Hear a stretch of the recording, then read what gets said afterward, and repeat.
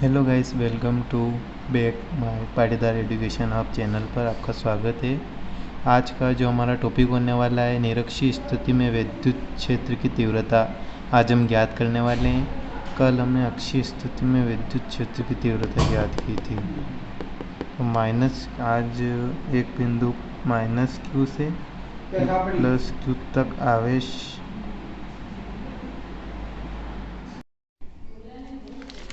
हमने यहाँ पर दो बिंदु मान लिए, -Q आवेश तथा +Q आवेश। इन दोनों के मध्य बिंदु O पर हमने एक लंबवत रेखा खींची। यहाँ पर इस पॉइंट को P मान लेते हैं। इस P पर हमें विद्युत क्षेत्र की तीव्रता ज्ञात करनी है। +Q आवेश के कारण विद्युत क्षेत्र की जो दिशा होती है वो दूर की ओर होती है, इसलिए E1 वेक्टर ये दूर की ओर, और -Q आवेश के कारण विद्युत क्षेत्र की जो दिशा होती है वो भीतर की ओर होती है, E2 वेक्टर। इन दोनों के बीच की दूरी हमने r मानी, यहाँ पर थीटा और यहाँ पर थीटा, क्योंकि अगर अपने अक्षीय स्थिति में विद्युत क्षेत्र की जो दिशा होती है वो लंबवत होती है और निरक्षीय स्थिति में बिंदु O से मतलब यहाँ पर 90 डिग्री का कोण बन रहा है, इसलिए यहाँ पे निरक्षीय स्थिति में E1 वेक्टर, क्योंकि +Q आवेश के कारण विद्युत क्षेत्र की दिशा दूर की ओर होती है। तो ऐसे में यहाँ पर हम लंबवत तो है ही नहीं।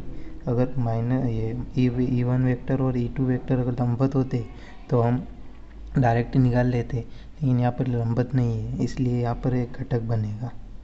क्या बनेगा?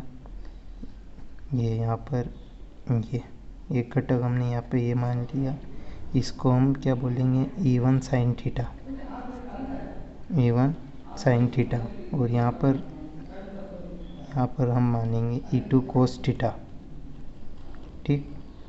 और एक घटक और अपना ये बनेगा यहाँ पर ये E1 कोसाइन थीटा, क्योंकि +Q आवेश के कारण विद्युत क्षेत्र की दिशा जो विपरीत भी दिशा होती है, तो यहाँ पर E2 साइन थीटा, यहाँ पर E2 sine theta, E1 sine theta. यहाँ पर एक और ये है, तो यहाँ पर E1 कोस थीटा, ये मान लिया हमने। और यहाँ पर पाइथागोरस प्रमेय लगाएंगे। तो पाइथागोरस प्रमेय क्या है अपने, ये मतलब पाइथागोरस का प्रमेय अपने कर्ण का स्क्वायर इज इक्वल टू आधार का स्क्वायर प्लस लंब का स्क्वायर। तो कर्ण हमें यहाँ पर क्या दिया हुआ है, L। तो कर्ण को L मान लिया, ठीक। उसके बाद में कर्ण हमें निकालना है, कर्ण हमें निकालना है, तो इसको के ही रहने देते हैं। उसके बाद में L, मतलब इन दोनों के बीच की दूरी, यहाँ से यहाँ तक की दूरी क्या, 2L, क्योंकि L और L 2L, तो L अपने ये आ गया आधार 2L। उसके बाद में तो यहाँ पर k square is equal to आधार स्क्वायर प्लस लंब स्क्वायर। तो कर्ण हमें निकालना है, आधार अपने पास 2L है और लंब अपने पास R, ये पूरी वैल्यू R, तो R रख दी। उसके बाद में इनकी वैल्यू रख दो, के स्क्वायर इज इक्वल टू आधार अपने पास क्या है 2L L स्क्वायर रख दिया अपने पास, प्लस अपने पास ये आधार लंब कितना है, लंब R, तो R स्क्वायर, तो k is equal to √L square plus R square. तो k की वैल्यू क्या आ गई, ये आ गई। तो इधर यहाँ पर हम रख देंगे L square plus R square, तो इधर भी सेम, तो L square plus R square, दोनों तरफ के हमारे पास लंब की वैल्यू आ गई। ये हमारा डायग्राम बन गया। तो हम निकाल लेते हैं +Q आवेश के कारण विद्युत क्षेत्र की तीव्रता, +Q आवेश के कारण विद्युत क्षेत्र की तीव्रता। तो हमने E1 is equal to 1/4πε0 Q, मतलब +Q तो Q के अपन अपने R की वैल्यू क्या है अपने पास, L square plus R square, तो अंडर रूट में R square plus L square, तो R का होल स्क्वायर लगा दिया, तो अपने पास इस स्क्वायर से रूट हट जाएगा, तो यहाँ पर क्या आ जाएगी main value 4πε0 Q upon R square plus L square, क्योंकि स्क्वायर से रूट कैंसिल। तो अब इसी प्रकार हम माइनस क्यू आवेश के कारण विद्युत क्षेत्र की दिशा, विद्युत क्षेत्र की तीव्रता माइनस क्यू आवेश के कारण, तो क्या होगी अपने पास E2, क्योंकि माइनस यहाँ पर E2 is equal to 1/4πε0, 1/4πε0 Q upon, यहाँ पर भी हमारे पास इस साइड की वैल्यू भी सेम है, तो यहाँ से R square plus L square bracket close, तो स्क्वायर आ गया। ठीक, तब स्क्वायर से रूट यहाँ पे भी हट जाएगा, तो E2 is equal to 1/4πε0 Q upon R square plus L square, ये अपने पास यहाँ पे भी बन गई। तो चूँकि दोनों अपने पास दोनों इक्वेशन सेम बन रही है, इसीलिए E1 is equal to E2, दोनों सेम इक्वेशन अपने पास, यहाँ पे दोनों की वैल्यू सेम होगी, इसीलिए E1 plus E2, E1 is equal to E2। तो अब हम बिंदु P पर परिणामी विद्युत क्षेत्र की तीव्रता, परिणामी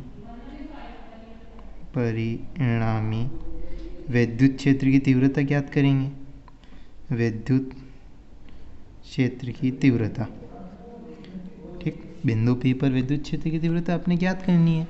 तो बिंदु P पर अपने यहाँ पर हम E इज इक्वल टू क्या आ रहा है अपने पास, E1 साइन थीटा। यहाँ पर बिंदु P के लंबवत कौन कौन से बिंदु आ रहे हैं अपने पास, E1 कोस थीटा और E2 कोस थीटा। तो यहाँ पर E1 cos theta plus E2 cos theta, यहाँ पर वैल्यू आ गई अपने पास, चूँकि तो यहाँ पर हम कर लेंगे, चूँकि E1 is equal to E2, इसीलिए E is equal to E1 cos theta plus E1 cos theta, क्योंकि E2 को भी हम E1 मान सकते हैं। तो यहाँ पर तो अपने पास अब वैल्यू क्या हो गई, 2E1 कोस थीटा, दोनों को ऐड कर लिया, 2E1 कोस थीटा। तो E1 की जगह E1 की वैल्यू हम रख देंगे, E1 की वैल्यू अपने पास क्या थी, E is equal to 2 into 1/4πε0, 1/4πε0 के इंटू में अपने Q अपॉन अपने R square plus L square. ठीक, इसकी पावर तो 1 है, यही है। उसके बाद में अपने पास कोस थीटा, तो कोस थीटा की वैल्यू अपने पास क्या है, कोस थीटा की वैल्यू अपने पास क्या है, तो कोस थीटा की वैल्यू एल की लंब के इसके अपॉन में आ गया R2 प्लस L2 का, ये अंडर रूट में थे तो रूट को हटाया, रूट की पावर क्या होती है अपने पास 1/2, 1/2 को हटाएंगे तो रूट लग जाएगा, इसलिए 1/2। तो E इज इक्वल टू 2 का मल्टीप्लाई इधर कर दो, तो 1/4πε0, ये ऐसा 2 का मल्टीप्लाई अंदर कर लिया, क्योंकि अपने P ज्ञात करना है, 2 इंटू 2L के अपॉन में R square plus L square. यहाँ पर इसकी पावर 1 थी और इसकी पावर 1 गुणे में गाते जुड़ती है। ठीक, तो 1 प्लस 3/2 ये इसकी पावर हो गई, दोनों सेम है। तो E is equal to 1/4πε0 Q into, चूँकि Q इंटू 2L की वैल्यू क्या होती है, Q into 2L is equal to P, ये अपने वैल्यू है पहले निकाली हुई है अपनों ने। तो यहाँ पर ऊपर तो P आ जाएगा, नीचे इसका एलसीएम ले लेते हैं, 1 प्लस 3/2, 2 इधर गया, 2 और 3, 2 इधर गया। ठीक, क्योंकि इसमें अपने एलसीएम लेकर निकाल लेंगे। तो यहाँ पर अपने 1/2 है और यहाँ पर 2 है, यहाँ पे 2 ऊपर गया तो 2 प्लस 1 इज इक्वल टू 3/2, ये अपने पास ये वैल्यू आ गई इसकी 3/2। तो यहाँ पर हम रख देंगे ऐसी value, R square plus L square की वैल्यू किया 3/2, चूँकि आर स्क्वायर का मान एल के मान से बहुत छोटा है, आर का मान जो है एल के मान से बहुत बड़ा है, इसीलिए आर स्क्वायर का मान भी एल स्क्वायर के मान से काफ़ी अधिक बड़ा होगा। तो एल स्क्वायर को हम इस मान में एल स्क्वायर को नगण्य मानने पर क्या मान लेते हैं? नगण्य। नगण्य मानने पर यानी 0 मानने पर तो E is equal to 1/4πε0 P upon L square, मतलब एल स्क्वायर को नगण्य मान लिया, मतलब उसकी वैल्यू 0 हो गई। तो आर स्क्वायर की वैल्यू अपने पास 3/2, क्योंकि वो है ही है। यहाँ पे कर लेता हूँ, पेज खत्म हो गया मेरे पास। तो अब हमारी वैल्यू क्या आ जाएगी? E is equal to 1/4πε0 P, P की वैल्यू P। इसका अंदर मतलब गुणे में खाते जुड़ती है, आधार समान होने, मतलब इसमें यहाँ पर अपने पास वैल्यू कितनी आ जाएगी? 3। तो मैं निकाल के बता देता हूँ। 2 + 3/2, 2 और 2 4, 4 और 3 4 और 3, यहाँ पर 2 का मल्टीपल हमने ऊपर कर लिया, ठीक। यहाँ पे कर लिया तो हमारे पास वैल्यू कितनी आ गई? इससे हमारे पास वैल्यू 3 आ गई, ठीक। तो आर स्क्वायर की वैल्यू 3 आ गई। यही हमें ज्ञात करना था। इसका मात्रक क्या होता है? न्यूटन प्रति कूलम्ब। तो thanks for watching this video. Thank you. ऐसे ही और आगे की वीडियो के लिए सब्सक्राइब करें और बेल आइकन को क्लिक करें, ताकि अगले नेक्स्ट आने वाले वीडियो सबसे पहले आप ही को दिखाई दे। Thank you for watching. और नोट्स के लिए कमेंट करें।